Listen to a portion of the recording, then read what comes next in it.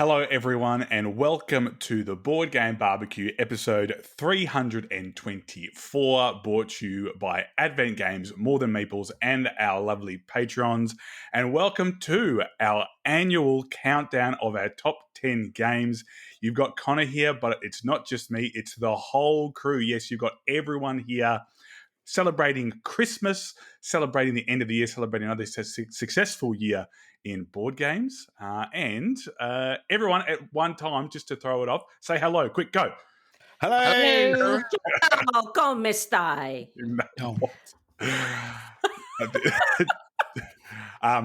Sure, that was Dana. In case you know. Joe knows what I'm talking about. No, how you going, Dana?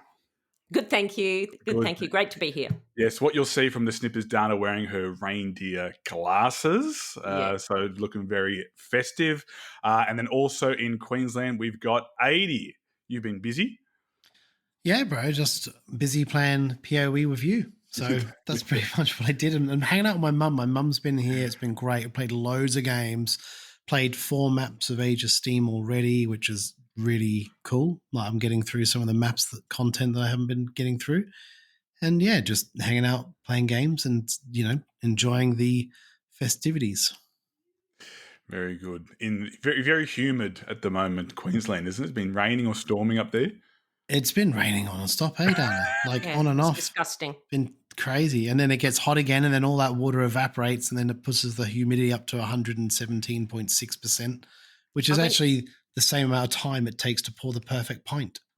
So I went yesterday. I went to a secondhand board game sale, and it was pelting down, and it was so funny seeing everybody like sopping wet, and just how the lengths that they went to protect the board games to get them into the venue. It was full on tarps and all this sort of stuff. Everybody was wet. The board games were all dry. That's all that is. Yeah. That's all we care about.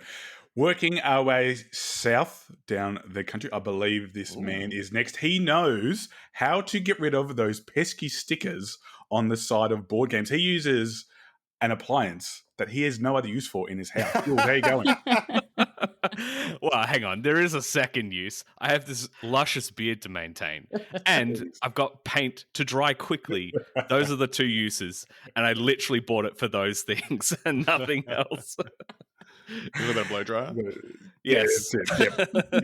Yeah. So, how's your lead up to Christmas going, Jules? Busy? Yeah, very busy. Lots of work to do, but looking forward to traveling to see the family. It would be great. Yes, you're coming back to God's country, I believe. Yes, that'd be very good. And then our fish out of water, if you may have, joining us pagans. Joining us here is Lauren, celebrating Christmas with her BBQ family. How you going there, Loz? Yeah, great. Don't tell my mum about the Christmas hat. It's been lovely. A bit of a crawl to the finish of the work year, but already celebrating with food. My diet is in holiday Christmas mode, but I'm not quite there yet. But I did the same thing this weekend. Exactly the same. Oh, yeah. It's that meme of one person saying to the other, "What do you bring to the table?" And then they just lift their belly and bonk it on the edge of the table. that's how I feel. All right, and we'll continue again our way south to the. I won't dox this man. I was going to say whereabouts in Melbourne he is from, but he's joining us for his first ever top 10 countdown, and that is our newest member, Joe. How you going there, Joe? I'm doing well. People can't see that I'm doing spirit fingers back here. I'm excited. It's good. There's a lot of pressure, by the way, for your top 10. Okay. Whether that actually exists or not, I don't know. I'm just letting you know that there's pressure. I just don't feel pressure, so I'm probably the perfect man for the job. Did you find it difficult? No. To do your top 10? No. Oh, I'm very decisive, me. Dana. I can make decisions, so it's okay. And I was, as being part of the community before I joined, I'd done Patreon top 10. So I had top 10 lists back to 2020, I think. Okay. Yeah. Yes, and very good. And a man who is as close, you're the closest person to me, Dan, in terms of geography. So close and yet so far. So very far. Not quite the outback, but still in the outer suburbs of Melbourne. We do have my brother from another mother, Dan. How are you, Dan? Whoop, whoop. Yeah, really good. Really happy to be here. Looking forward to counting down, rounding out the year. And like Joe, I didn't have much difficulty this year putting together my top 10. Been a bit of movement, but it's going to be great. One difference we did have is we were doing some Patreon episodes where we counted down the top 10s. So we did, some people in previous years did up to 100. And that I felt you kind of needed to put sort of fit games in, whereas now it's a bit like, hey, I really like this game. This could be number 10 and I don't mind too much. So, yeah, we are not just celebrating our own top 10s, though, before we get into our crossovers. I just wanted to give a shout out, and there was a few of us there who were for the Patreon top 10 that our good buddy Draven or James organised. It was a fantastic night. 80 was there, Dana was there. Jules, did you pop your head in for a bit? No, did I not? No, I wasn't able to make it, sadly. Yes, sorry. So 80 and Dana and I were there. He did appear on the box cover of a game, if you remember. There was a dude that looked just like you on the box cover of a game. Oh my God. It was so good. I was like, look, it's Jules. So yeah, it was fun. I wonder what this game is. Like the game at PAX that Jules was in. Oh my God, he was everywhere. Jules was everywhere. Yeah. Did you hear about that, Jules? No. Never mind. We saw about 20 Juleses. Including one on the game. Yes, so that was a fantastic night, and many of the patrons created their top 10s, and they also had a tipping competition, which I believe our long-time listener Thomas won. So that was great. Nice. Congrats. Thomas got the chocolates, and he also had. And you know what, Dana, you said it right. You were like, "I've got the purchase pen out," and you were going to go old school and write down the purchase pen. Like, it's okay. Draven can give you the list. You're like, oh, even better, because you probably go to there and look up games that you weren't like, I'm not going to waste my ink on that, and then go. Yeah. Any big upsets? Because I couldn't make it either. Any big upsets? Things out of left field? There was definitely a broad spectrum of games that I'd never heard of, which was awesome. really cool to see. There was many games in the lists that even some that Chris had, even, he's a massive co-op player and he loves co-op games. There were some games in that list that he was bringing to the table and they were not your usuals. They weren't your pandemics and other things like that. These were games that me personally, I'd never seen or heard of. And that was just really cool. We also had someone that was a Mythic Games absolute. It was Mind Clash. Mind Clash games. Yeah. That was really cool to see. NES, it was just like, I think it was. Yeah. It was Mind Clash games galore, and it was just sick because it's kind of funny. Like, we do it, right? Like Igor Griffin games and the Vital games, I love all of those games, and they could all happily be in my top 10 list, no problem. Yeah. So yeah, it was just very cool to see that kind of stuff, and kind of the attachment to these publishers and what they can produce. So.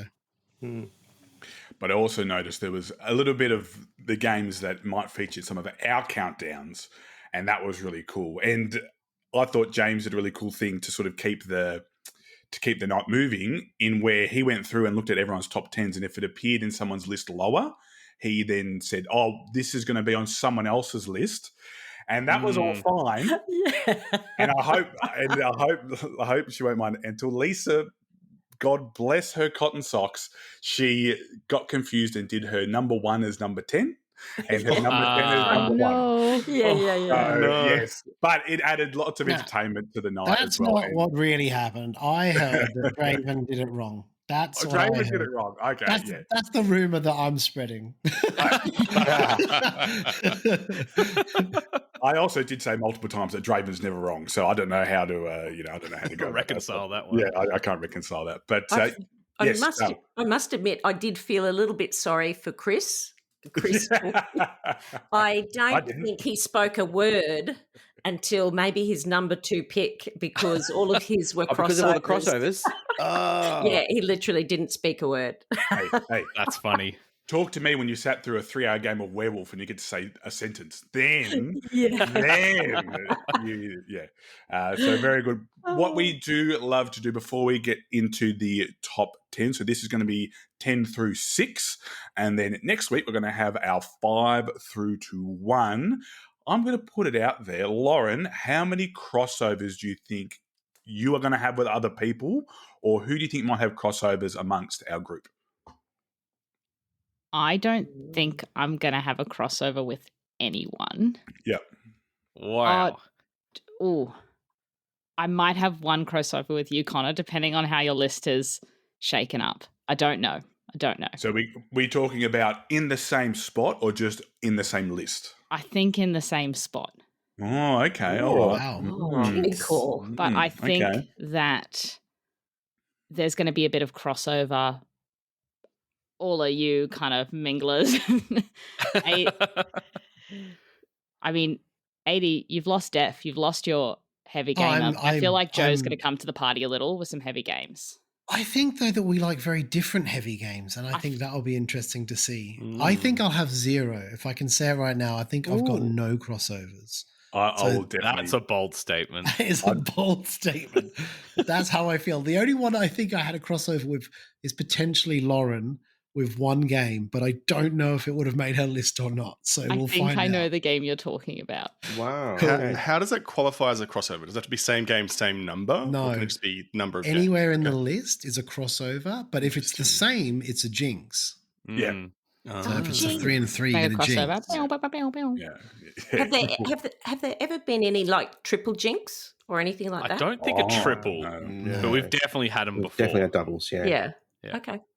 I think I've got probably 4 crossovers. I'd be surprised out of 10. There's 4 crossovers, and the other 6 are probably very unique to me.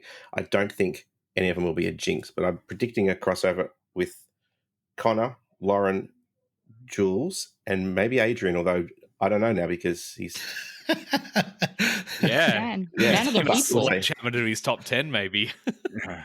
I think Adrian and Joe are agents of chaos. So I think they've just manufactured their top 10 just to mess with everyone. But I'm pretty sure I'll have a couple of crossovers with Jules, and I'm pretty sure I'll have 1 or 2 with Joe as well. I think I agree. I would be hard pressed to. Yeah. But unless anyone else has anything to talk about, we'll start off. So just so you know, who has a hand up? I was going to say, I don't think I'll have any crossovers either. I don't think anybody. That's because none of us like Arc Nova.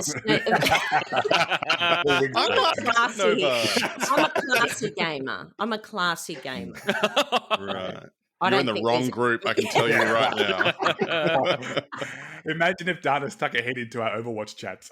Then she'd be like, I'm definitely the wrong one. Do they have classy bogans in Logan? Don't dox her. Logan Bogan. Logan? I Logan. don't live. Oh. Just careful. Otherwise, you'll end up with. I live in. Anyway, back on track. I reckon I'm going to have 4. I'll have 4 crossovers, I think. Yep. Wow. Same as Dan. Okay. Yeah. Don't know Awesome. who, but I'm going to. I suspect 4. Yeah, I'm gonna go with 2. So our order that we're gonna run with for the next 2 episodes is Dan, then myself, Jules, Dana, Lauren, Adrian, and then our newest member Joe is going to round out the round. So without any further ado, I will hand it over to Dan, who is going to lead us off. All right. Now, I'm going to preface the whole countdown by saying that I haven't had time this year, given that I've been took a little bit of time off last month. I haven't had time to do a wrap for every game. So, at the risk of disappointing people, I have a wrap for my number 1 game. So you just have to wait till next episode to hear that one.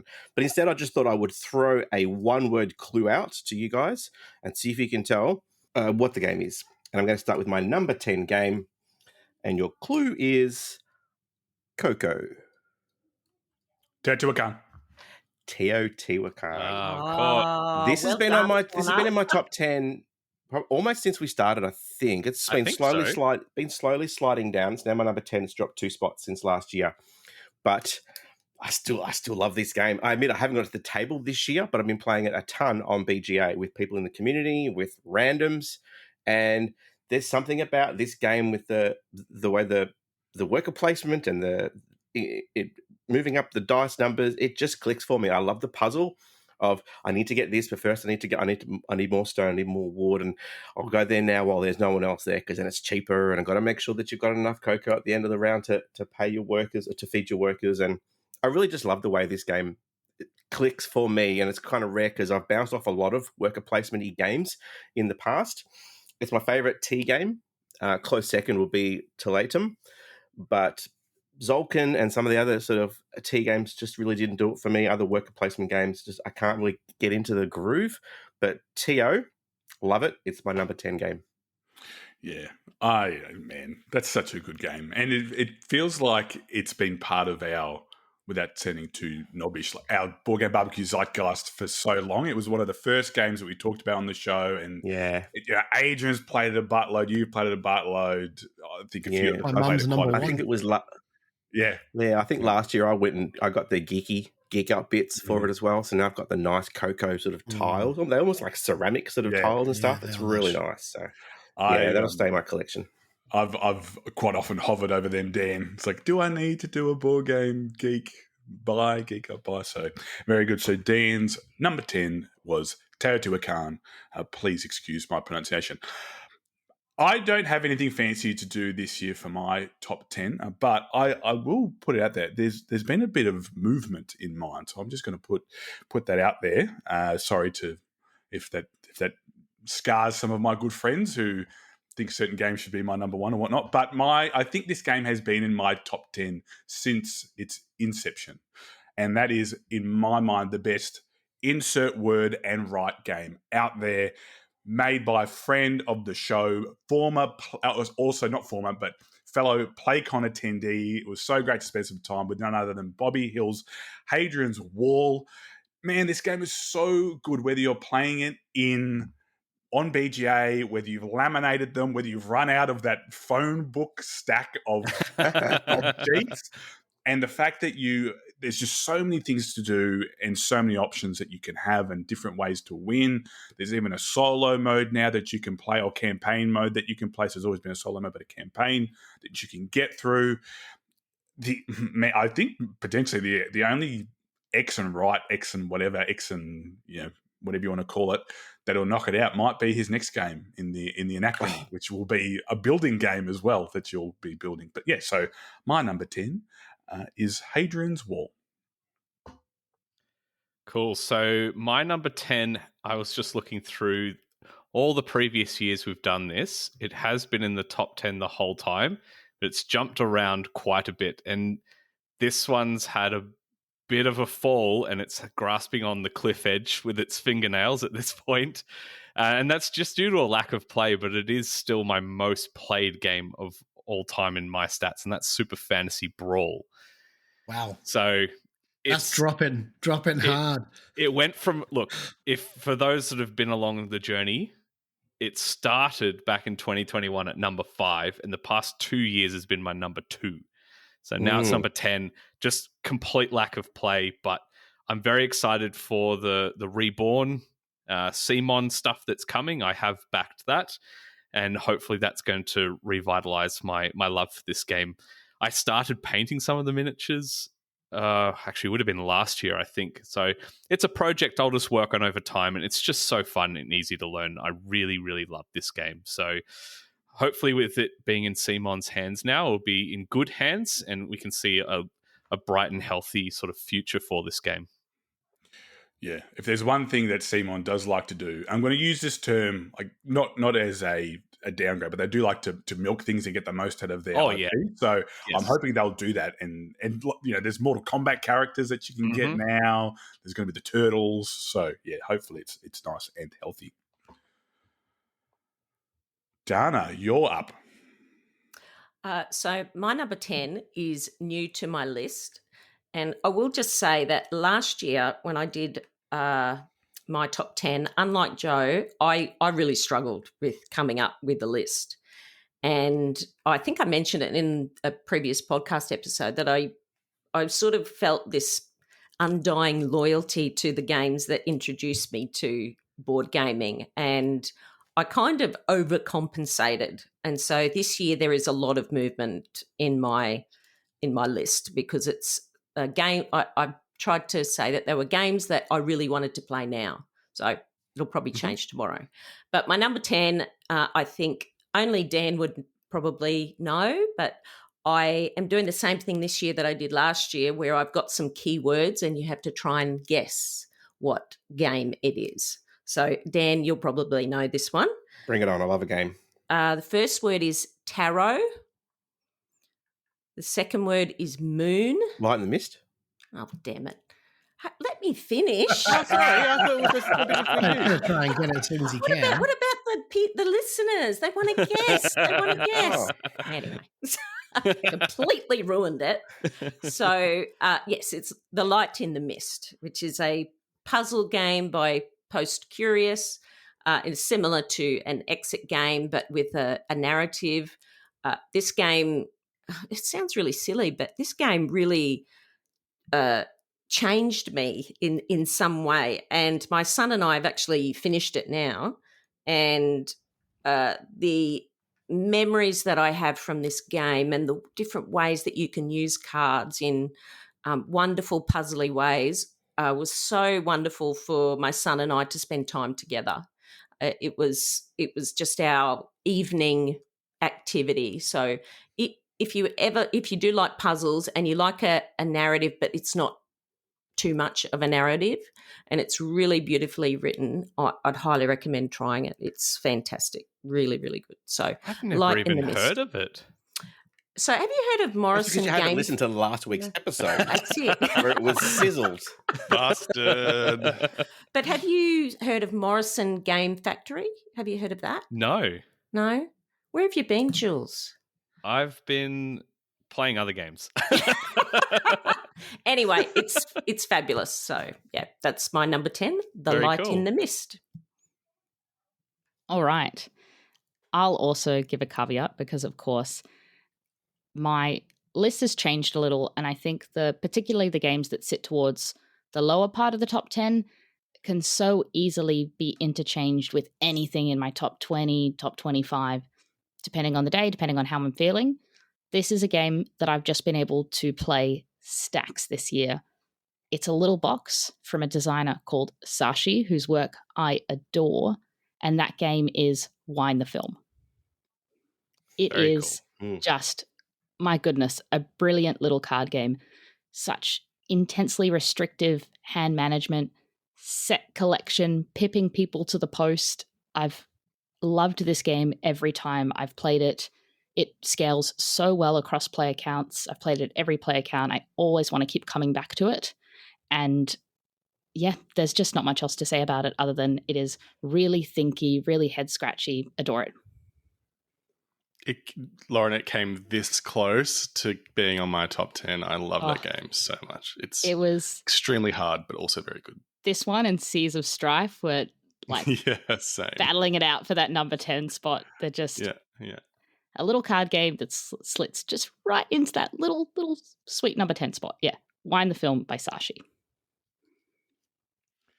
Awesome. So heading up to 80. For me, this is a game which I have just played so many times already, would be over 100 times. It's played with my whole family. MJ's mum can play it. Finn can play it. Anyone that comes to the house can play it because it's so simple. It's such a low cost, price point, and that game is no thanks. Oh, I yes. really Great pick. rate that. I really rate that game. It's so it could be in everyone's collection, and it wouldn't be a problem because it's so easy to play, so easy to table, so easy to understand. But you can have some crazy ballsy moves where you take cards and really push the game to try and get those cards out that you need to stack on top of each other. But you can also, take a 32 and push other players to bid more chips, and you can drain them of chips. And it has a lot to it, surprisingly. When you played it a few times, you probably don't see it as much, but you can really push it and get real crazy with some of your strategy and try all sorts of different things. And yeah, I mean, we've explored the game crazily, and I've just loved every game of it. Finn loves it. Finn absolutely loves this game, and he's very good at it. And yeah, I really enjoy playing it with him. So yeah, no thanks. Great game. I got to teach this to a few people even just a couple of days ago, and it was starting to hit. And then when I explained, you don't have to take that card straight away just because it's sequential. You could put a token down and push it around the table. And as soon as I explained that strategy, some eyebrows went up. It was game on from that point. Oh, it's such a great game. There's been a few times where I like, let's say Finn has 18 and he has 19 and he has 17, and I'll take the 18. I'll take the hit, and the face on it, like, it is so good. It's worth the $15. Honestly, the face is worth the $15. So. Any game that lets you fly too close to the sun and just destroy you through the cost of your own hubris, chef's kiss, just delectable. So good. Yeah. No way, I need someone else to blame for my mistakes, Lauren. That doesn't You can all blame James, it's fine. Yeah, cool, done. Easy. For his first entry into the top 10s, he's thrown up the double peace signs. Joe, let us know what your number 10 is. My number 10. So, Sorry. I couldn't stop it when I started it. that was a long drum roll. I won't do it again. I still don't feel pressure, so nice try. So what I've done for my top 10 is I'm going to give you a clue. What I did was I created like a one-sentence description of each of my games and then put it through a Google Translate thing where it translates it 100 times. So it goes from like English to Spanish to Italian to French to Swahili 100 times, different languages. It could come back to English? It comes back to English and it spits out something that looks a bit different than what I put in. Okay. So see if you can guess. So my number 10, I'll give you a clue front up. It's an Australian game. Okay. And what was spat out by the translation bot was some went on, some tried to save their people, but it was a secret. What? What? Blonde the Clock Tower? Oh, that's a good guess, but no. You could go on as the ghost, so I thought that might have been it. Can you say it again? Yeah. Just one more time? Some went on, some tried to save their people, but it was a secret. Is this Bristol? Curses and Covens. It is Curses and Covens. Well done. Good job. Well done. Good job. Yeah. So good. So Curses and Covens, I got to play. I think I first played it at PAX last year with Dan. Dan taught it to me. And I got to pick up my copy from PAX itself and this year and have just been smashing it ever since. So it's such a great, easy game to bring out to the table. It's got a very light social deduction element, and I love social deduction games, but it's not everyone's cup of tea. But it's got enough strategy to it that it doesn't feel like you have to lie a lot. Instead, it's more about the mind games of trying to, switch your witches between each other. If you've never heard of Curses and Covens, it's from our friends at 1000 Rats, Samara Jethwa and David Walsh, who are friends of the pod and who came along to PlayCon as well. Highly recommend you try and pick up a copy. It is essentially a one versus everyone else game where one person's being a witch hunter. And the production's beautiful. I think it was published by Good Games Publishing in Australia. The cards are stunning. The art's stunning by Samara. Just can't recommend it enough. Light social deduction, nice strategy, really fun. One of the best first player tokens as well. Yep, 100%. So good. Yeah, I can tell you that there are copies in the country now. So awesome. You can go to your store right now and ask for it and have it within a week. Awesome. That's Curses and Covens. So yes, good. You can stay, Joe. That was a good top. That was a good episode. Very good pick. I approve. I've had some real heart-pounding moments playing that game where it's just down to the last pick, and you're watching the eye movement of the card that's being picked. Oh, yeah.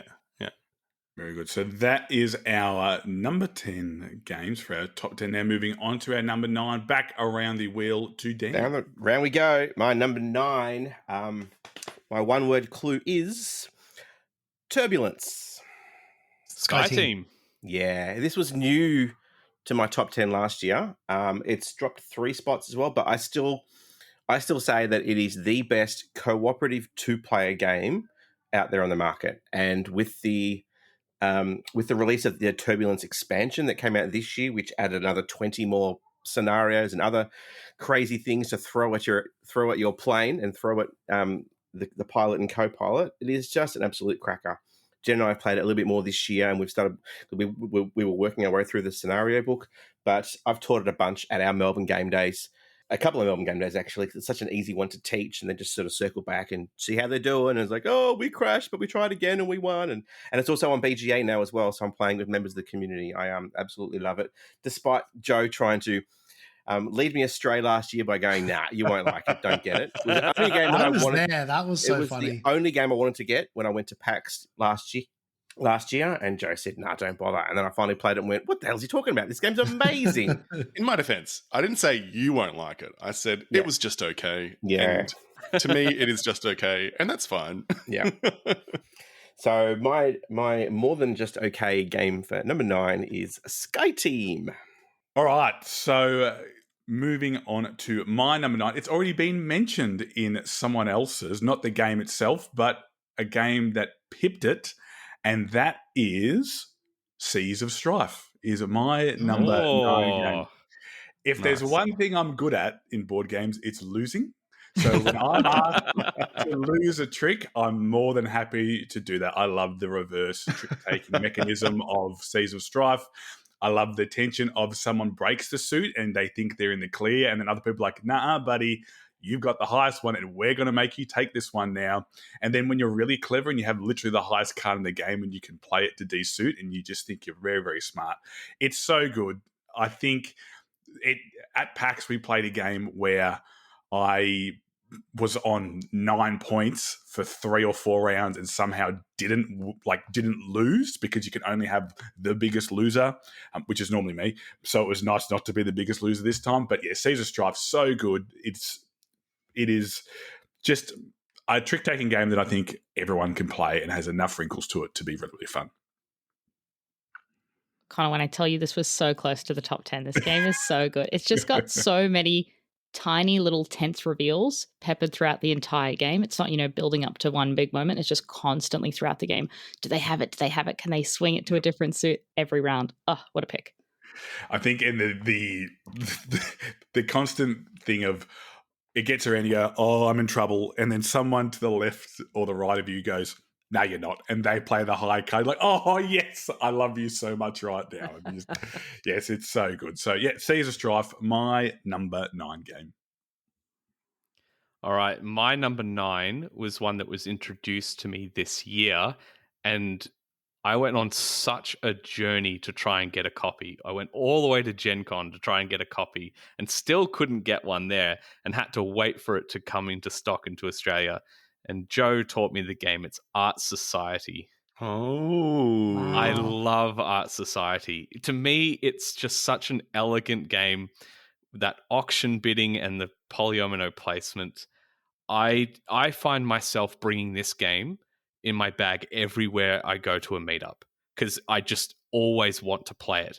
And the more I have played it, the more strategy I realize is actually built into the game of picking the moments to pick certain sizes of paintings and also trying to play to the stacks of paintings that haven't been picked and switching them out for other ones when you can't do placements. It's just a brilliant game and it's so easy to teach. The production is absolutely gorgeous. Like I said, I want to bring this everywhere I go, every time I meet up to play games, because it doesn't take long to play either. I just love it. Absolutely love it. So yeah, that's my number 9, Art Society. So good, Jules. Such a pick. good game. And it's got the best box cover ever. Yeah. It's Dual beautiful. layer box cover. Oh, So good. gorgeous. It's also really an adaptable game. It can you can play it as mean as you want, which I assume people playing with us would be pretty mean. Or be suffering I was going to mean. say, with Jules, effects. yes, mean. Or in Dana's group, it'd be a really nice, pleasant game. So Yes. Yeah, absolutely. Yeah. Right. Well, my number 9 was previously my number 4.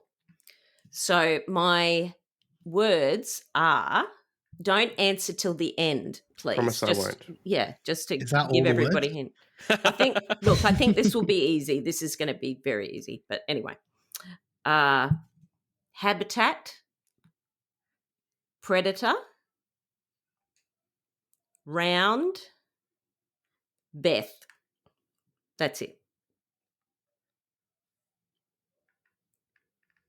It's Anyone? It's not Wingspan. There's a lot Cascadia. of there's a Harmonies? lot of blank looks here. Harmony? Wingspan. Wingspan? Yes, Wingspan. This is still a favourite of mine. I looked at the list and I thought, oh, people are going to be bored because it's become it sounds awful, but it's become almost like a Ticket to Ride or something like that where people sort of go, oh, yeah, it's a bit ho-hum these days. But I still play it regularly. Have I told you guys about flock mode? Don't yeah, mention flock Yeah. mode. I have played flock mode and I stand by it's fantastic as well. It's brilliant. Oh, yes, Jules. Yes, someone supports me. But yes, it is. It's great. So that's actually the only way I play it now because I'm generally playing in a large group. So I probably don't need to explain the game because everybody knows about the game. But I love it. It's fantastic. And I'm always learning new things. Like we're always looking at the cards and reading out the details on the cards. So it's great. So I'm looking forward to the 5th expansion or whatever that's coming out. Lasers. They're going to put lasers on the Man. wings. You can shoot other birds down. I'd love to see a bird fantasy expansion to it, having like phoenixes and other crazy Actually, fancy birds. That is a really good idea. I think it's Just a a great mini idea. expansion, not a full blown one, just a few It's cards. just Wormspan. It's just Wormspan. Yeah. Yeah, but that's all dragons, but there's other mythical birds. Yeah, I think There's that like would be 2. awesome, actually. Yeah. Like, There's only 2, everybody. No more birds. I want Gonna to see snap. them do underground and do like moles and worms and other cool stuff.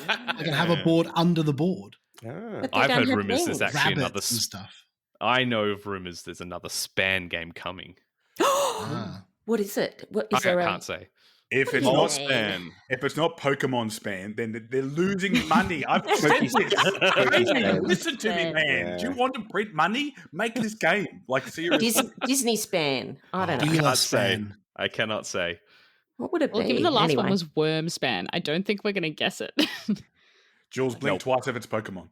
You He blinked blinked twice. I can tell you it's I didn't, not say, I Pokemon. didn't say until when. He just has to blink It twice. is not Yeah, but Pokemon. I can Clockwork tell you that Orange much. just- Is it nature? Is it nature? I'm not saying anything. You can't say. What does it Nope. start with? Oh god. Fish Nope. span. Scale span. I'm not saying anything. Yeah. It's not You Pokemon. tease. It's going to be Digimon, the cheap version. It's going to be the real crappy. Every time it's going to be so Digimon's awesome, bro. upset. Oh, Digimon's God. the best. I've already thrown one box across my room. I'll do it again if it's Digimon. All All right. right, we've gone off the rails. We have. We've talked about Wingspan for long enough. Lauren, what's your next game? All right. My next game is the only Uwe game to appear on my list. I absolutely adore the man. Agricola was one of the games that got me into this hobby, and it is not the game that has previously been on my list. Instead, it is the best of the 2-player only games he makes, affectionately referred to as the Tuves, and that is Fields of Arle. Great choice. It is Great game. an excellent game. An excellent game. Yep. With the expansion, which is a little hard to find, it plays up to 3. But I've enjoyed this solo, and I've enjoyed this at 2, and I've enjoyed this at 3. The jostling for position across those 2 seasonal tracks for the worker placement, it's still got that tightness. It's still got that, holy heck, I can't believe you took that before me. Because you're kind of moving between the sides of the boards that you alternate where you take turns, it also has that, wait, shoot, I screwed myself over because I didn't do this in the previous turn, and now I can't do this, but I can't do that because those actions aren't available to me. So you're constantly just kind of kicking yourself for not forward planning enough. It's just really brilliant. It's got lovely table presence, lovely little bits that I've upgraded at the wazoo. You definitely need an insert for it. Oh my gosh, setup is a nightmare. But other than that, little nick on the game, it's absolutely awesome Euro Uwe goodness. Fields of Arle, my number 9. So good. So good, that game's. I played it for the first time this year at 80's house, actually, I think with Jace. And that was so much fun. Sweet. Well, my number 9 has actually moved up one little space, one tiny little dinky space from 10 to 9. And that's purely because another game where I got to play a bunch with Finn and my family, and that's High Society. I really love the game. It was really fun to play it with Finn the first couple of times and him spend all of his money and still just not care that he cannot win. And then the look of his face when he's like, but I got the most points. I was like, I told you cannot win if you spend the most, and you spend everything. You spend it all. You've got nothing left. And he's like, well, I still got the most points. But once he kind of cottoned on that, he couldn't win after a couple, 2 games, basically, he became very frugal.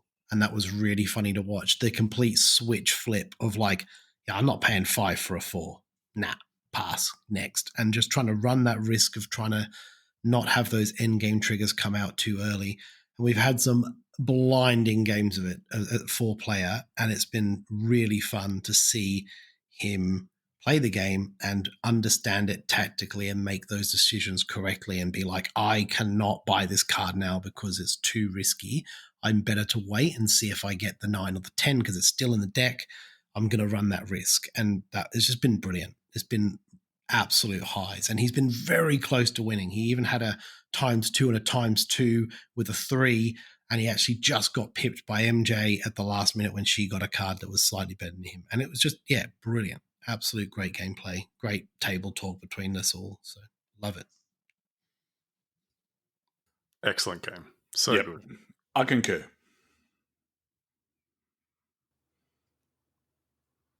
All right, back to me. So my number 9. So the clue for this one is, it is a fun game that allows players to practice magic, control the climate, and defeat traps and enemies. Control the climate. It is a fun game that allows players to practice magic, control the climate, and defeat traps and enemies. Is it that Wizarding Towers game? I haven't played it. Oh, I Wandering feel like it's Towers. nice. Wandering Towers. Yeah, good Yeah. job. It's Ah, 2 for 2. 2 for 2. Let's go. Good. Yeah. Good work, Adrian. That's so Thanks, good. bro. Wandering Well done. Towers. This exploded onto my top 10. So again, similar to Curses and Covens, has just been smashing it at the table whenever I've brought it to meetups. It is super easy to teach. It is done in half an hour. It's got a really clever mechanic where no matter what the player count is, it will take half an hour to play this game. It doesn't outstay its welcome. It's simple. It's mean. It's fun. Yeah, highly recommend Wandering Towers. It's a nicely produced game. Can't recommend it enough. It looks great on a table as well. Yeah. Is there anything to do with the climate in the game? Or is No. it just because it's maybe the climate was like the situation rather than the climate, if you know what I mean? Do you want I've got the sentences that I fed the machine. Go. Do you want it? Go. It's Do you like want it? lingual Tell that one. illustrations, isn't it? Yeah. So, a whimsical game where players move magical towers across a shifting landscape, trap, and outmaneuver opponents. That's landscape. It's a bit of landscape. Yeah. related. Mhm. Yeah. Oh. Yeah, it's been a lot. Now, you didn't feel any pressure about doing to top 10s. I now feel pressure to keep getting them right. Good. Don't worry, Eddie. No one expects you to keep getting them right. So there's no pressure. Yay! I think Every the time he fact does, that I have a drink. So I think the fact that it's all muddled up and been through so many translators actually helps Adi with his. Yeah, that's right. it makes perfect sense. Yeah. Because he has to sort of decode stuff. Anyway, enough making fun of Adrian. So that was our number 9s done and dusted. We are rocketing through these. If you want to buy the latest games, there's no better place than Advent Games. They have a huge selection of games with heaps of different categories like light and fun, Euro heavyweights, or hard to find games to help you find the best fit for your game night. On top of being a great bloke and an avid gamer himself, Dean provides excellent customer service, is very responsive to questions or inquiries, and offers flat rate shipping across Australia. So to grab your games, head to adventgames.com.au. That's adventgames.com.au. Dan, lead us off with your number 8. Number 8. My number 8, here's your one-word clue. Luna.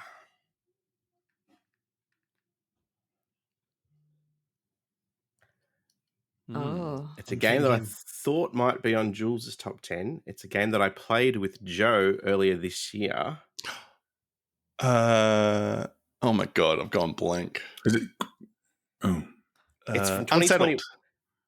Unsettled. It's from 2021. It's Nice. brand new to Clue. my top 10. Now, I had played it previous, but this year, Joe and I got it to the table again. We played a couple of scenarios, and I've since got it to the table. After that, I'm playing on my own. I'm playing solo. So Joe and I did Winora, the first one. I've played Garacus. It's a desert. Yeah, a the desert storm planet. that goes up and down in altitude. Yep. And then there's some creatures wandering around. And the thing that I'd forgotten about this game when I first played it is it's got such a good sense of humor about it. Mhm. Components aside, like it's such easy to pack up and set down. I love the exploration of it. I love the puzzle element of it. I remember when Jules and Def first started talking about this game when it first came out, and they're like, "Oh, it's a great little puzzle game." And my ears sort of pricked up and went, "Puzzle." Mm. I thought it was some sort of just spacey game where you're just moving sort of characters around and stuff. The puzzles are excellent. The humor is really, really good, and it's absolute gun. I love it. I'm looking at sort of picking it up myself sort of next year, but because I've got the barbecue copy here, and I know that I won't have that forever.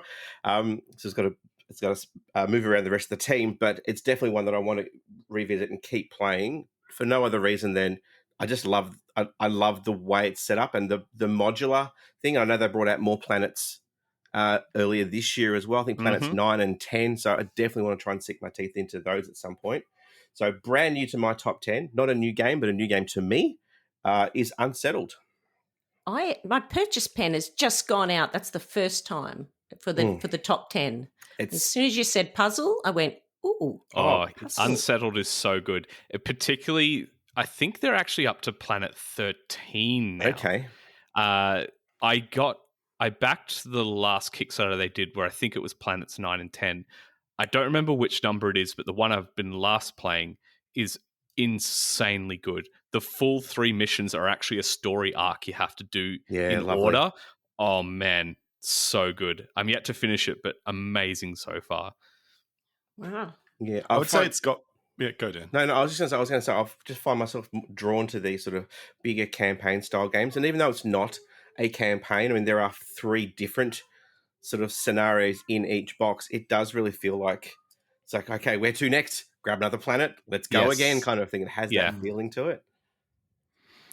I think it's got my favorite writing in a campaign-based game. I think it does a really good job, like you said, of taking itself seriously enough that you care about the story, but not so seriously that it's overwrought. Like it's got puns and word puzzles and word kind of it's very play on words and evocative stuff. writing. Yeah, it's really good. I would love to keep playing it with you, Dan. If, once my life settles down a little bit, I would love to. So the good. art style is beautiful. I absolutely love it. And I love the different planets, and they do give a genuinely different feel to mechanically, visually, everything. So, and my favorite planet is still the green one. It's so good. You have to play it. My problem is the set in my house doesn't look as good as the one that Jules has painted. And so it's just set me up for disappointment. I'm on my 4th paint job of Unsettled minis for someone now. Wow. Well, get ready for number 5, Jules. Awesome. So my number 8 game is it's almost in there as a sentimental pick because I played so much of this game with our good friend Def and our good friend Harry. We played this game weekly for so long. It started our little session that we had each Monday, and then I think it moved to a Wednesday. And that is none other than one of the heaviest games I think is in my collection, and that's Gaia Project. So Gaia Project is my number 8. If you haven't played this, first of all, have Deaf as a friend to teach you the game. Everyone should have Secondly, Deaf as a friend. Everyone should have Deaf as a friend. It's just that's good fair. life advice. Secondly, it's one of the games that on BGA makes it so much easier to learn the game as well, because you effectively can't take actions, and there's so many potential actions you can take unless you have the right costings, the right energy, and so on and so forth. It's got that Mancala mechanism where you move the tokens around to give you bonus actions. I would never say no to playing this game. In fact, that's probably fair for most of my top 10s, but this game just brings back so many great memories. And it's one of the games that I have finished third in the most amount of times because I could never beat Harry and Death. It just wasn't going to happen. So, yeah, that is Gaia Project. Please, someone bring out a Lux wood version of this game. I would love that so much because the plastic version looks so crummy compared to its kind of now sibling in Age of Innovation. I will give a quick shout out to the app as well. I've said it before. The app is very good. If you want to play against some AI and have a little app on the train or whatever to work, it step by step takes you through how to play the game. And even though the UI is slightly different, you can actually press a button to revert it back to the original style of the graphics and that. And it's I've played it a heap. It's very solid. So I've had this game in my collection for 2 years and I still have not played it. I'm gagging to play it. So we'll need to one play day. We played it this week. We'll need to play it. yeah. All right, my number 8. This is a game that has always been in my top 10 since we started the podcast, but is now being replaced by a new version of the game. I don't know if you guys will pick it, but it's Black Rose Wars Rebirth. And cool. this is all encompassing. It's really all the Black Rose War stuff, but the Rebirth version really did fine tune some of the rough edges from the original, and it's just so good. I've got almost all the content for it. There was a couple of modular expansions I didn't bother getting because I knew I wasn't going to do a lot of solo play stuff for the game, but it's so good. I actually do have the expansion to make a tournament campaign out of it that I haven't even dared to touch yet. I've got to find a group that's willing to commit to that. But hey, I've got the expansion to do so if I ever wish. And the miniatures are just so cool. It's just a fun game. Action programming, slinging spells, blasting each other off the board, setting traps. It's just really, really fun. I just have never had a bad time playing this and will always continue to play this one no matter what. So yeah, Black Rose Wars Rebirth specifically taking that number 8 spot, but all the Black Rose Wars content is fantastic. Jules, this game will forever remind me of The Retreat, where was it yourself? Yes. Jules, Sarah? Did Sarah play it with us too? Or was it just I the don't three of us? remember. It was me. And 80, I was playing. I meant to say 80 as well. Yeah. Yes. I played was it just us three? The Mickey Mouse Demon. character. Yeah. Yep. So good. And I had the bard, which I didn't realize was the bard until it was too late. And I was like, I hate bards. Yeah, it is a fun game. It's chaos incarnate though. It's just madness. Yes. And being able to pick from the different schools of magic is really cool. And I could imagine it's probably similar like Super Fantasy Brawl. It's a game that where if you know the game really, really well, you can pick and counter pick different stuff. And it absolutely would be really you can. Yes.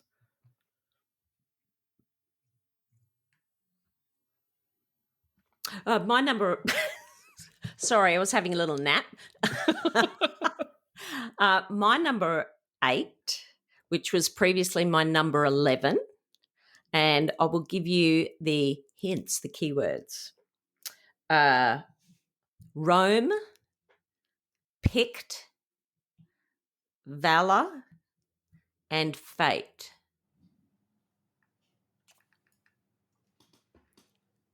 Hadrian's Wall. It's got to be. It's got to be. Yes. Crossover. I am so shocked because normally I'm the loser of the group. So, sorry, Connor. No, Can't say that when Connor's right there. I'm very well aware of the pecking order that I sit down. So Hadrian's Wall, fantastic. It's the best flip and right out there. I don't think there's any better than that. It's one of those games that's so daunting when you first play it. When you look at that sheet with all those boxes and you think, what on earth am I going to do with this game? But I have played this. I don't know how many times I've played it because I played it on BGA as well, but I have played this at least 50 times. I still don't know how to use the gladiators. I don't get it. Either. I don't get it. How I don't get how they work. But Do you track your top score? Are you like into it to like try and beat your highest score? I must admit I don't record my scores. No. But I should do, but I don't. No. What is your top score? Go. Oh, me, I'd be like 56 or something. I'm crap. Like, I'm just thinking of Haig, the human calculator, sugarcraft monster. Yeah. Who, like, he says that he can play the game over 2 hours and just math it out and get insane scores. He is a machine. So, yeah, it's kind of I've never gotten over 100.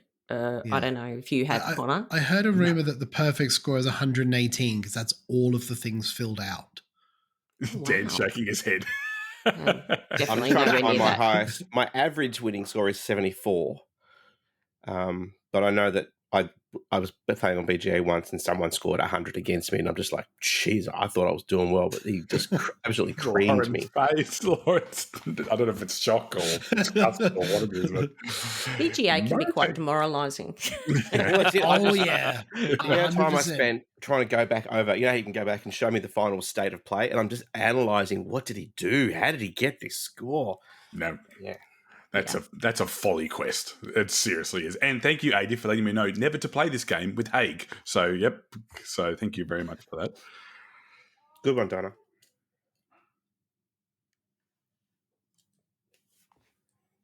All right. My number 8 is a game that's jumped up just a little in my list, only 2 spots. And that is the most interactive Euro game ever made. Bar none. That is Hansa Teutonica. Oh, great game. Outstanding game. And you know what? Every time I mention it, Jules, you get that response, and every time it's so validating. This game is just, man, what can you even say about it? There is so much tension over the placement of cubes on little squares on a board. It's ridiculous, right? If you try to explain what makes this game good to someone, it's really hard to articulate because you're just putting cubes and then knocking people's cubes and then they get more. Who cares? No. You place a cube where I want to place a cube and I am going to slash your tires because it just, it evokes such strong feelings. You can be so mean. You can block. You can get really good at this game. You got to read people. You got to know where do people want to go because that's where I've got to place my cubes, but you've also got to be economic with it. I don't think I've ever said, "Oh, you dog," more than like having asked to play a board game. And it plays up to 5, and it's a game that works really well at that higher count. It doesn't drag on. It feels really good. The board gets tighter. There's a few different maps that you can play. And for a while, a couple of years back, it was really hard to get and not available. But they've reprinted the smallest big box that ever was made with a bunch of maps. And it is just a classic that I think everyone needs to try. If you like interactive games, if you like moving up tracks, if you like being mean to your mates, then Hansa Teutonica, my number 8. Great game. So this game... So I avoided playing this game for a long time because it looks like butt. And when you turn over the board game, you look at the back and there's cubes and beige. And I was like, not interested. But this game could not be more up my alley. And so if you are like Jules and me, who like being mean to your friends, you have to play this game. It is so excellent. Mm-hmm. Yeah. Absolutely. Agreed. It gets slept on because of how it looks. That dude on the front, he's got the game board in the background. He's not selling it. But I can only imagine how many like Euro gamers that don't like interaction pick up this game and then realize what it is and are sorely disappointed. Hey, I don't want anything to do with you. Like, I just want to play my own game. That's right. Yeah. For me, my number 8 has slipped quite a bit purely because it's just not getting played. And that's just what happens, right? These games, they don't get played.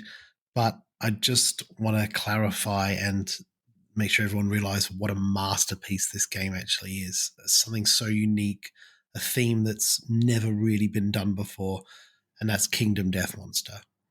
Now, for me, I would happily put this at my number 1 slot, purely from the memories that came from this game.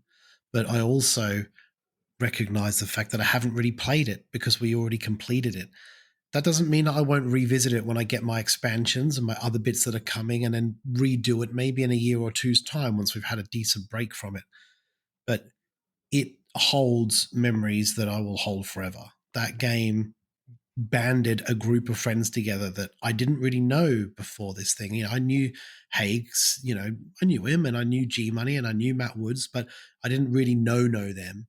And now they are like family, which is insane, right? It's like one of those D&D things where you get a group together and all of a sudden you've been doing it for 5 years, and then, you know, you're the godfather for someone else's child. Like, it happens, right? And yeah, the game is fantastic, but I really feel it invokes and brings memories along with it. And I think that's so unique. And I don't think a lot of other games do that. I think Gloomhaven will in ways, and other games would. But KDM is so brutal, and you have the highest of highs and the lowest of lows, and it's just fantastic from start to finish. So yeah, absolutely love the game. Absolute massive respect to Adam Poots for making something that's so bombastic and so insane, and to just keep it going years and years, 10 years or whatever it's been. It's And 15 years now. 15 years, there we go. Releasing content for it, getting involved at things like Gen Con and stuff. And yeah, brilliant. I cannot wait to get more content when I can afford more content, you know. I'm really sad that we never got to finish our campaign with the Diceman. That was really, really fun, and I enjoyed that. And the cheering when you get the critical hit and the lantern would come up. It was like it was the most joy I've ever had in a board game, because it's so grim and so dire that you have that one little bit of positivity, and then you lose your legs.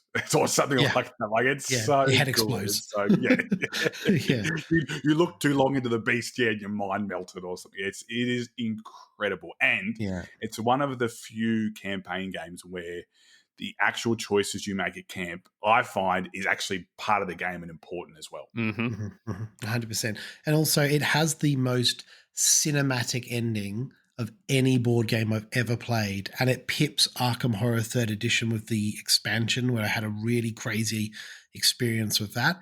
The last boss in the last turn, it was on an absolute, like, tightest dice roll where we could basically lose the entire thing or be victors. And that, for a game that's been going almost for 2 years, to come down to that last decision and that last kind of bit of luck and just balls to the wall craziness, was great. It was just absolutely brilliant. What a great ending to a great experience. So yeah, KDM. Fantastic game. One of the highlights of my year was going to Gen Con and meeting Adam Poots in person and getting to talk with him and get a photo. So cool. All right, back to me. So my number 8, the phrase spit out by the translation bot is, workers are like a car factory where they work and build cars. Kanban. Kanban. Yeah, Kanban Yeah. EV. That's the one I thought would be easy. So this is the representative for my man Vital Lacerda on my list. I could fill my list with a lot of Lacerda games, but I think that would be boring. So Kanban is my favorite out of all of the Lacerda games I've played to date. I hear a lot of slander against Papa Lacerda about how his games aren't thematic enough. You mean on this podcast? Looking at anyone, from Laura? one person on this podcast, at least. But also I have no elsewhere, idea what you're talking I hear about. elsewhere No idea what you're people talking saying that his games aren't thematic. I actually think they are very thematic, and the actions you take are very, in Kanban, I feel like you're taking the actions you would do to build a car and test it on a track. And I think Kanban EV is his, I would say, cleanest design and most satisfying to play without it being so rules heavy that it's difficult to really pass what you're doing, and it takes hours to play. So yeah, Kanban EV, my favorite Lacerda game. It's number 8. Do you have the metal cars? I think I do have the metal cars. I think so, because I bought like the Kickstarter edition of the game. Yeah. I will say, of all the components of any of his games, They are Lovely. lovely. They are really They are lovely. lovely. It is true. Yeah, it's very true. Yeah. Another game which I would utter "Oi, you dog" when people stole my cars off the ready track of the production Except line. Yeah, You're just saying it to Sandra, though. You're just saying it's little, Yeah, absolute little dog. Yeah. Right. Anyway, that's not about me. Dan, let us know your number 7. Whoop, whoop. Number 7 for me. Oh, what a coincidence, actually. This will not be a game that is on anyone's list. It's a very Dan Alley game. The clue I'm going to give you, although it may not mean anything to anyone, is Slave Gardener. 7 but continent? If I said that it's also number 7, yes. Now, I've done a switcheroo here. Oh, my God.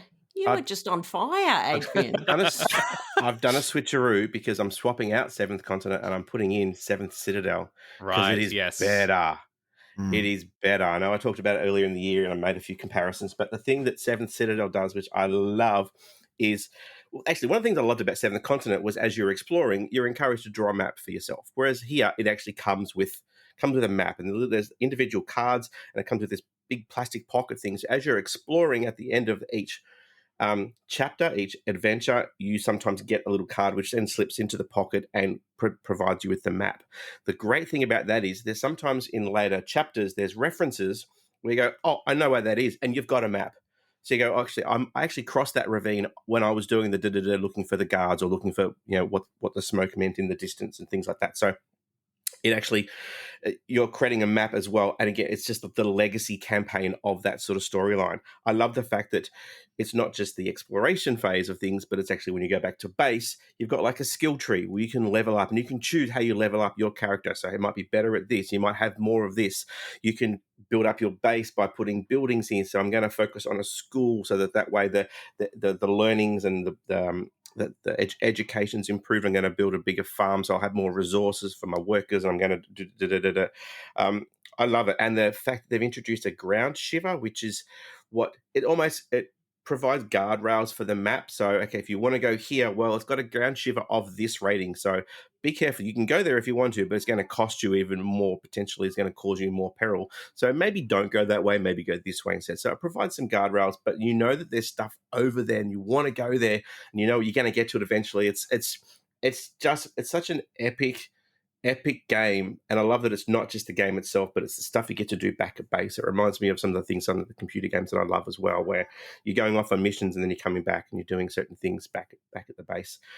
My number 7, and yeah, I don't get it to the table nearly enough. I think it's slipped 2 spots since last year, but 7th Citadel / Continent, but we'll go with 7th Citadel from Serious Pulp. Very cool. Yes, that's some good energies there, Dan, having 7th Citadel in your 7th spot. Big fan of that. Massive coinkydink. I didn't mean that at all. My number 7 is the newest game on my list, no spoilers.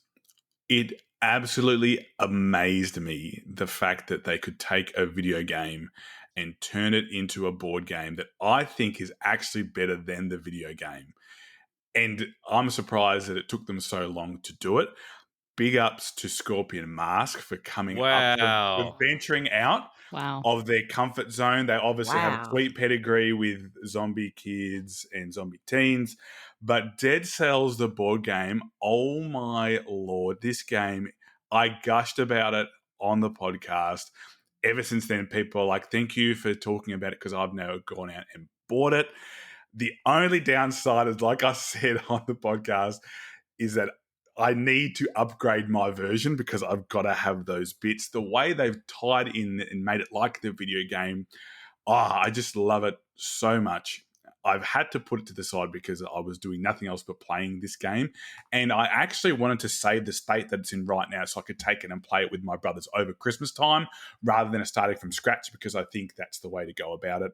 And what cemented it to me was the 2.5 hours that it felt like that I played with Jason Tom at the Sydney Game Day, and the fact that at 3 players, it's just incredible. So Dead Cells, the board game, breaks into my top 10.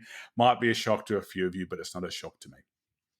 It's quite interesting what you said there about Scorpio Mask taking a risk, because they have a kind of a catalog and a style, and they have just jumped out of that style. I wonder how that is with branding and things like that. That's definitely a conversation for the future, but I'm the same with you. Like, I look at that and go, how does that fit with what they do? But I've heard nothing but positive feedback about the game, like at all. I'm the only one that didn't have the 10-10 amazing experience because it was PAX and it was chaos and it's a very different vibe. But I really want to play it again. So hopefully I get the opportunity next year to try it. Yep. And it's definitely got that whole linked in with the legacy and hooks you with the legacy of unlocking different parts and there's just different funny bits. It's a funny video game as well, so they've definitely tapped into the humor. So yeah, my number 7 for 2024 is Dead Cells. All right, my number 7, I would categorize as the meanest game in my list. It's really mean, and look, I'll just say it's Bus. This game, oh boy, I think I've genuinely made some people upset playing this game. And I've played a bunch of the different Splotter titles. To me, this is their best. It's so simple. It's not a long game at all. And oh boy, does it just create some visceral reactions from people when you decide to stop time or let it go or take the passengers that are connected to 2 networks and suddenly now you only have access to them. It is mean as all get out. It is so good. They are going to be reprinting it. I'd suspect that you'll be able to see it next year. I would highly encourage people to get a copy of Bus. It is an absolute gem in my collection, and I'm so happy to have it. Such a good game. Such a good game. Mm-hmm. If you went and bought Hearts of Teutonica because of my previous recommendation, you need to buy Bus also when the reprint, because so mean, but bloody hell, it's good. Yep. I haven't played it enough to get the full experience out of it. I've probably played it 4 times. Okay. I've actually played it with Lauren, Dana, Finn, and MJ once as well, and that was quite good at 5. But yeah, I need to definitely table it more to really get all of the crazy nuances that you can pull from such a simple game. Okay. You wouldn't believe it, but I literally just changed my number. What are we up to anyway? Not allowed. What allowed. are we up to? No. Number 7? Mm-hmm. Number 7. I literally just changed it. It wasn't even on the list at all. I don't even have a list, mate. Don't worry, you don't need a list. Just make it up. I was just looking at my old list and I saw a game and I thought, oh my God, why didn't I put that in? Anyway, so I've just quickly changed it. And I've quickly just done a little hints sort of thing. So this was formerly my number 32, but I've been playing a lot this year. So the hints are follower, farmer, tactile, and pilgrimage. Man, I don't know. It's an older game, Euro. Could be any Euro ever made. Yeah, you're right. From 1995 to 2015, pretty much. It's not Orleans? Oh, my God, Joe. Wow. Look at that. It's the follower, right? The follower got it. Oh, well done, Joe. Yes, it's Orleans. I've been playing it a lot lately. And for those of you who don't know, it's a bag builder. It's a Euro bag builder, one that you have to absolutely get the geek up bits for, just like the quacks bits. But it is just brilliant to me. I love it that it's got simultaneous turns, so everybody's drawing things out of a bag all at once. And when you get to allocate your chips, which are actually followers, when you get to allocate them, everybody's doing it all at the same time and you're looking at each other's boards to see what other people are doing. It's got like tracks that you're moving up and you're trying to multiply your score at the end by going up these tracks.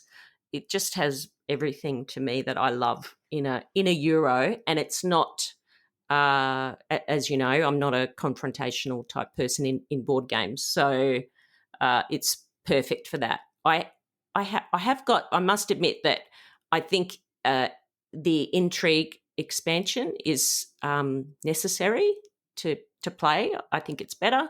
Apparently there's an invasion expansion as well, but I haven't ventured into that. So, yeah. The invasion scenario for solo play two-handed is so good. The solo modes, really? I don't know that I rate, but two-handed solo of the invasion is sublime. It is so hard. I thought I was all right at that game. I was like, oh no, I'm actually terrible. I don't need BGA, other players to tell me I'm terrible. This version of the game will tell me I'm terrible. It's really ugly though. I mean, seriously ugly. It's really bad. Yeah. But great. Anyway. It's a great game. It's a great game. It's so fun. Yeah. And I only own the base game, and I really love it every time I play it. So even if you just want to try it, the base game's plenty and really fun. Yeah. So highly recommend it. Orléans. Do you say it like that? Orléans? Orléans? Orléans. Yeah. So that's it. My number 7. My number 7, I'm a bit ashamed to say, has dropped a bit. Now, Dan, your choice of Seventh Citadel is your kind of pick for excellent storytelling in games. And I actually, in my top 50 this year, when I didn't include any RPGs because the list was just getting so cluttered with RPGs and I wanted it to be a board game list. So I'm going to do a separate top 10 for RPGs. Oh, that would be awesome. I want to hear that. My number 7 is a game because much like you, Adrian, it's for KDM, it's just not a game that I've been able to get to the table consistently, and that's Arkham Horror, the card game.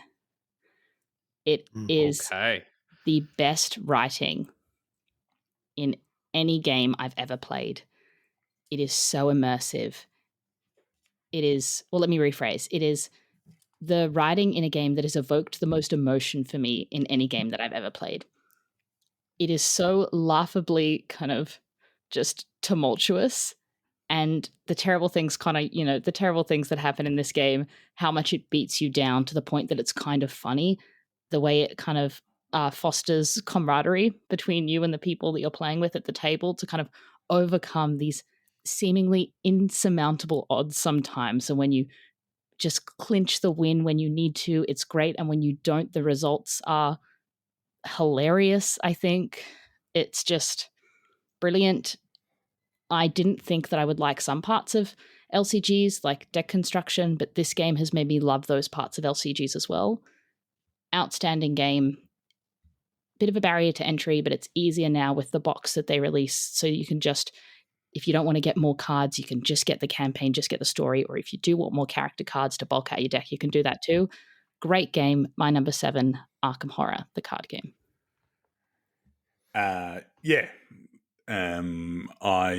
No spoilers, won't be talking about it too much, but I agree with you in what you've said, and this is not a game that you need to play with people who want to win and clock everything.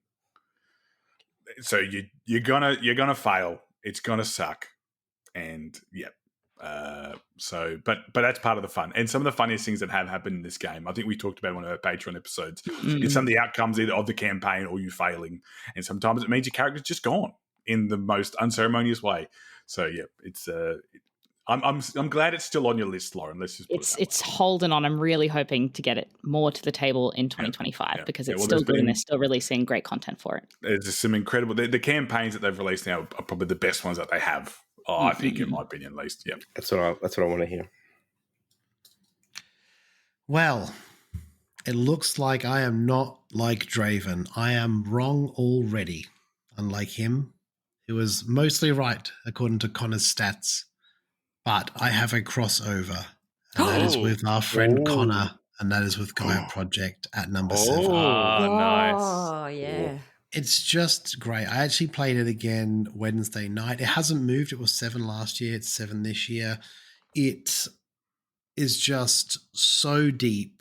And that's the thing. I've probably played this game maybe 40 times plus, like a decent amount. But I am so lost when I play it because I want to try a different faction. I want to try different this. I want to try a different strategy. I want to try a different tech tree and go up a different thing.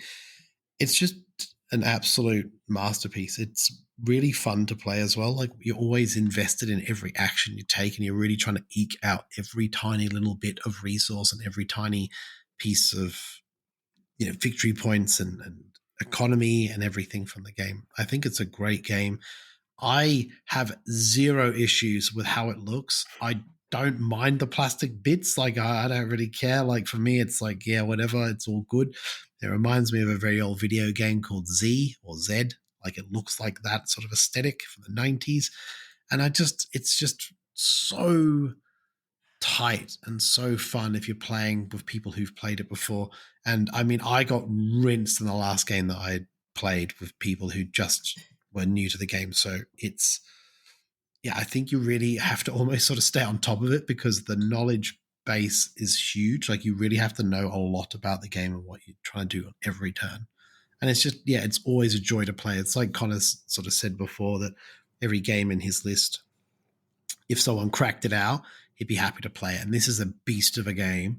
It's very long. There's a lot of thought that has to go into every turn you take, and you have to try and maximize your efficiency to the nth degree.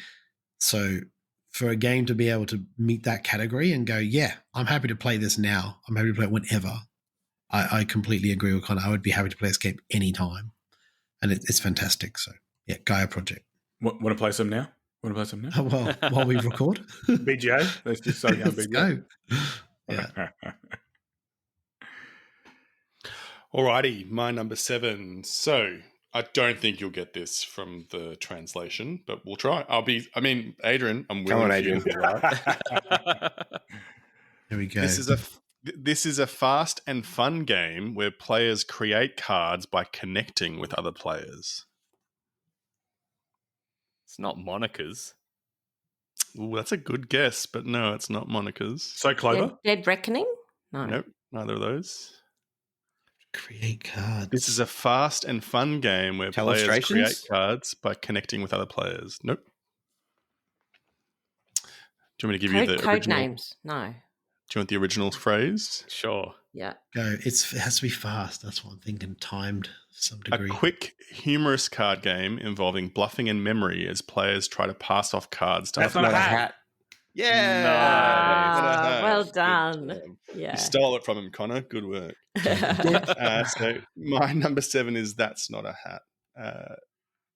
A lot of, actually, my top 10 this year is, a lot of it is games that I can easily get to the table. So this game was introduced to me at Adrian's birthday at Palooza earlier in the year. Yes. Actually, who brought that game to that weekend? Because I can't I think remember, it was but Chris. we all It was have copies Chris. of it now. Yeah, right? It was Chris. infected us. Like, everyone is buying copies of this game ever since. And I hate it.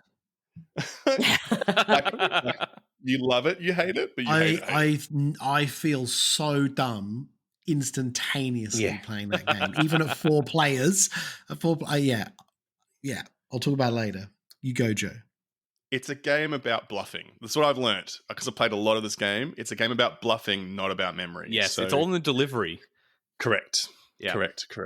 I think we've talked about it in the pod before, so I won't belabor it. But a nice, quick party game, and highly recommend that you give it a go. It's not expensive. You can get it pretty cheap. So That's Not a Hat is my number 7 game.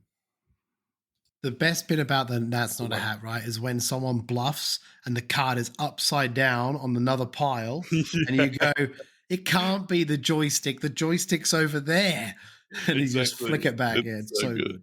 So good. All right, so we're up to our last number for this week. We're up to our number 6. Dan, let us know what your number 6 is. Here we go, number 6. Now I don't have a clue. I don't have a word clue for this one. I've got a sound effect for this game. Oh. Are you ready? Final Girl. Final Girl. That was a spooky soundtrack for those of you that didn't know what the hell I was doing. It's like Final a Girl. porno. I think it's dropped 3 spots from last year, but it's still great. Jules and I happened to talk about it on our Christmas pod about the fact that it's a very highly ranked solo game on BGG, and it's probably one of my favorites. There was another solo game that almost got into my top 10 this year, but I just love the way that you can mix and match. I've got season 3 on its way. I think it's hitting the docks soon in Australia.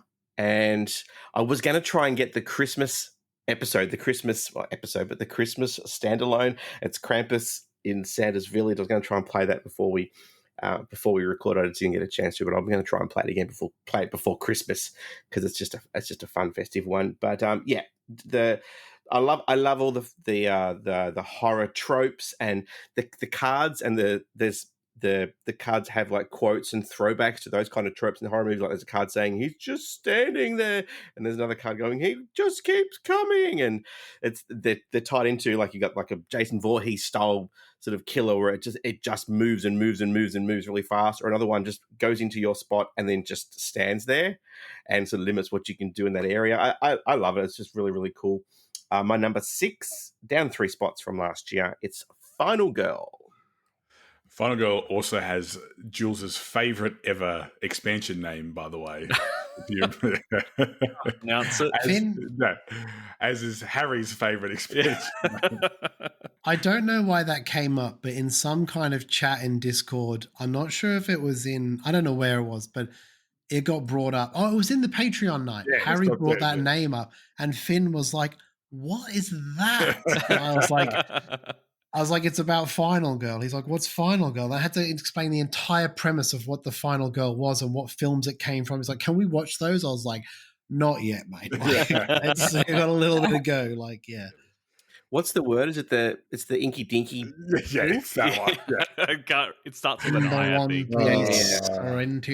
One night in Mitch's garage playing games way too late. We should have been in bed. That's what it reminds me of. Sure. Thank you for all those great memories of Final Girl, a game I've never played but has given me much enjoyment.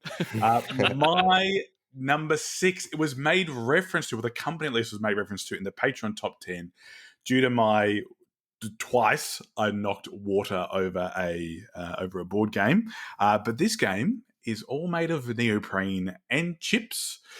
This is, I think, the company's best game. This game can be played solo. It can be played against another player. It has an entire solo campaign and puzzles you've got to do. That is Cloud Spire. Yeah. So Cloud Spire is my number 6. I personally think it's their best game. It is so deep and it's just got so much stuff going on. It is definitely not a game for everyone.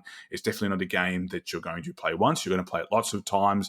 I still fondly remember our limited game we played with Sub-Zero Joe at a Melbourne game day. Jules, I'm really sad we didn't get to finish it. Yeah. But it was just too long into the night and we had to get things on. Oh man, I would love for them to be able to have a digital adaptation of this game. Yes. On CTS, on a BGA or something like that. That would be so because good. I think it would just go absolute gangbusters. It would be really, really cool. So, but it would also take away from it being on the table, which is incredible. And you can get the spires themselves, the 3D printed spires. They've obviously released their last ever campaign of add-on content. I bought it like that. Yep, same. No issues at all. So, Jules, you can wax poetic with me about this game, and I wouldn't be surprised if it occurs on your list further down. We shall see. Very good. Incorrect. Too Many Bones is the best chip theory game. No, you're wrong. You're wrong. You're both wrong. Yeah, it was hard. It was. You're all wrong. It's the Elder Scrolls. Well, you know what? Not all of us. No, I know. I got the chance to play that, so I am eagerly awaiting that. So yes, very, very much so. Cloud Spire. It's like chess on crack. So yeah, that is my number 6 game. All right, my number 6 is the only Euro game on my list. And it has been there, I'm pretty sure it's been there every year. I'm going to double check this. Yes, it has been there every year. Not only that, it was in the same position every year since we started doing these top 10s. This is the first time it's moved and it's gone up 2 positions. It's Brass Birmingham. Oh, wow. I have got to play that this year. Not much, but a couple of times. Just so good. I enjoy Euros, but I enjoy interactive Euros even more. Ones where the decisions you make really do affect other players and they have to adapt their strategy, not just I took that tile first and, I've got 700 other tile options I can choose from. No, this is a really tight game, and the shared resource mechanism on the board is just so clever. You have moments where you want people to use your coal, and then you have moments where you really don't want them to use your coal. It is just brilliant. I love the game. I don't think I'd ever get sick of it. It's just so, so good. So yeah, Brass Birmingham, my number 6. Awesome. Still haven't played it, Jules. Oh my gosh. Okay, maybe Me I need to either. bring that to Melbourne. Me either. Oh Teach my us. gosh. Teach us, Sensei. Teach us. Okay, all right. I think we need to fix this over the Christmas period. Agree. So my number 6, I'll give you, what was it last year? It was number 14. So these are my clues. Astronaut, rocket, mission, and commander. The Crew? On Mars. Man, that was just too easy. Far out. Oh, God. Anyway, yeah, it's The Crew. This game, I actually haven't played it a lot, but I just can't let go of it. It's a bit like Adrian's story with KDM, and I know you think, oh, it's not a very How do we deep game. compare those games? I know. You're not going to say it, but it's the memories for me Sure. that it created. I played through all 50 missions with my family over the period of a year. It took us over 250 attempts to finish Wow. all 50 missions. And so it's got a real special place for me. And it's funny, I just went on holidays recently and we still talk about this game, and that was back in 2020, and we still talk about this game to this day and things that happen in that game. So it's a really special trick-taking game. It gave my family, my children, it taught them about trick-taking, and since then we've all loved trying different trick-taking games. So it's been a great game for my family to spend time together, and I really loved it. So yeah, The Crew, and I'm specifically referring, by the way, to the Quest for Planet 9. I didn't gel as well with the mission Deep Sea. It was kind of a little bit too easy, I guess. So yeah, it's definitely the first one for me. But yeah, The Crew. Amazing. My number 6 is the only Splotter game on my list. It is the best Splotter game in my opinion. And Adrian, it's not the one you're thinking, because I've only played that one 3 times and I just didn't feel like that was enough to shove it in the top 10, because I just need to explore that game more. But my number 6 is Food Chain Magnate.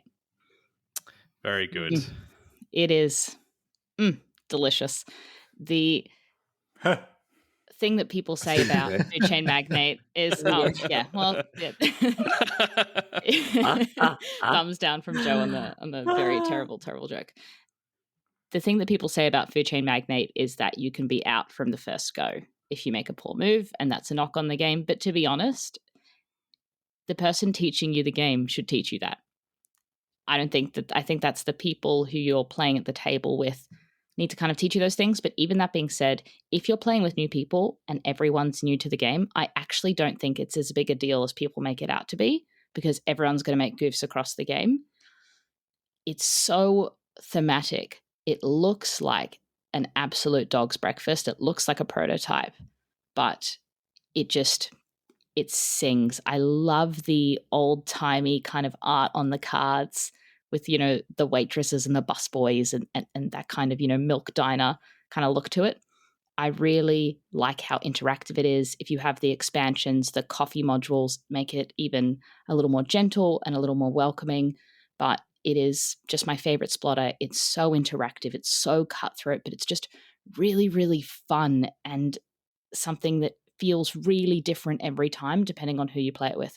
Bus is also really good, Jules. Oh, yeah, it is. It's in my top 50, but it's not my favorite Splotter. That position is still Food Chain Magnate, my number 6. Good pick. My number 6 is a game that I play tested many, many moons ago and had no real idea what the hell I was doing. And I thought it was great. I really enjoyed it, but I never touched it again until a couple of years later when I managed to get it to the table on an off chance randomly just to give it a try. And it's a new game to my list, and that is Circadian's Chaos Order. No way. I really loved it, and I still love it. And I've got to play it a bunch since. I've played it I think 5 or 6 times now, and it's just great. I mean, I'm not going to be a world champ or anything like Kenny or anyone Flash. Yeah. Like, I'm always going to come probably third if there's 3 players, or fourth if there's 4. But I'm happy with that position, and I love it. I love that. I've said it before, the perfect mix between the Euro mechanisms and the area control. I think they've done a fantastic job. I like the art style. I think visually it's great. It's very easy to understand what factions are what and that they're different. I love the different powers. I love the sort of asymmetrical win conditions, kind of like a coin game or games like Root where you're trying to do these different things. I just think it's a great game. I think it's my highest Garfield game by a decent margin. I think it's their best game. I think it's a phenomenal game. So, yeah. It's definitely weird. Like, I know it's a Garfield game. I know it's made by Sam and Sam McDonald, and then the art's by Sinfield. But it's so far removed from anything else Garfield does, really. Even I think, like Dead Cells, right? Yeah, even like Circadians, the First Order has the dice placement and things like that, which is kind of in the worker placement wheelhouse of the different kingdoms and games and the South Sea and whatnot. Man, this was tight. I was actually thinking about this when I was doing my top 10 80, and I think if I had played it as much as you, it would have been in my top 10. This is definitely one of those games where it's not a game for everyone, but it's someone's favorite game. Yeah. 100%. And I can see, if you play each faction 5 to 10 times, getting a real hook into the game, and it could be a thing that you could bring out and have a semi-regular group every 5 or 6 months. You're gonna play this game because you just love it so much. I think it's just brilliant. Like, and I would love to play it more and explore it more, but it's like everything, right? It's very hard to sometimes commit to playing these games, especially when a lot of the time you might be teaching new players a game like this. But I am going to try and teach this to my mum because she's never done an area control game. Oh. And I will start small with a smaller game because she's at Board Game Boot Camp currently. We'll do a small area control game and we'll work our way up and give her a go at that. And she also wants to try Shikoku, so that will be also very interesting. Wow. But yeah, it's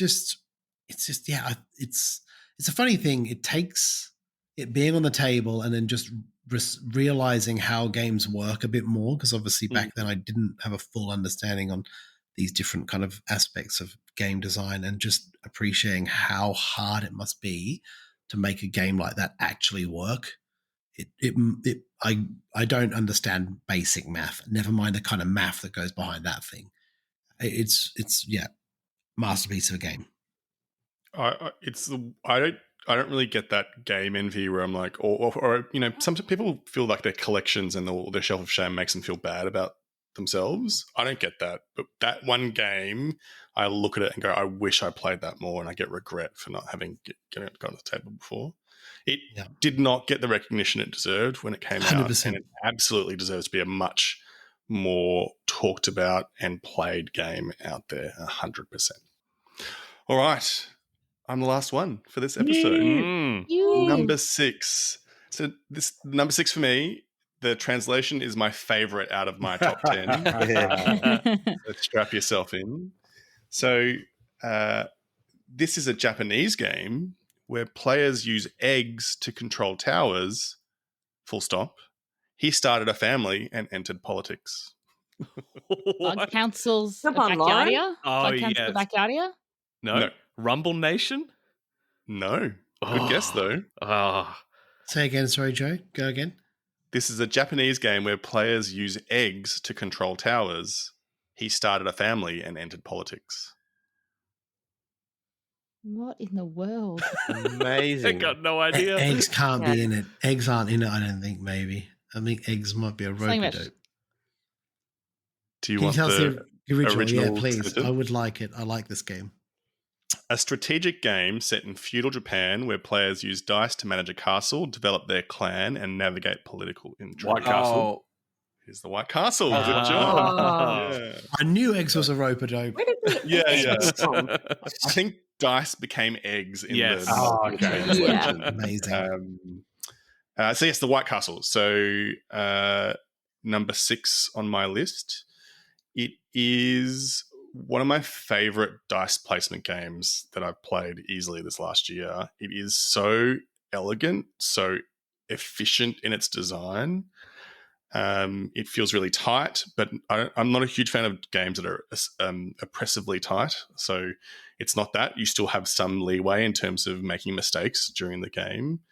It is probably one of my favorite Devere games out there, and Devere games have been publishing some absolute crackers this year. They are smashing it. Them and Pandasaurus have been smashing it this year. So highly recommend you give the White Castle a go if you're a person who enjoys a Euro game. This is the biggest small box game ever. 100%. Like, it's so 100%. good. There's so much game in this little box. It's like smaller than, like, if you think about like an A4 piece of paper in terms of its depth and stuff like that. Oh man, it's so good.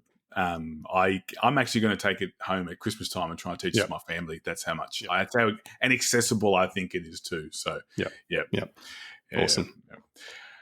All right, so that brings us to the end of our first half of our countdown. So that was 10 to 6, if you haven't been keeping track. I just want to give a quick shout out to our patrons, for without you, the show could not go on and we wouldn't be able to do the things that we do. So thank you so much for our patrons. If you're interested in becoming a patron, please go to patreon/boardgamebarbecue.com and sign up. And of course, if you want to share anything else on our social medias, we're on Facebook, Discord, of course, we've talked about Discord many times, Twitter, Instagram, and of course on YouTube. Let us know if you have any crossovers with us in your top 10s. We would love to know which games you have in common. If you think a game should be higher, we love to hear that as well. But that is, like I said, the end of the episode. We'll see you all again next week for our 5 to 1. So thanks all for joining, and we'll see you all again next time. Bye. Bye. Bye. Bye.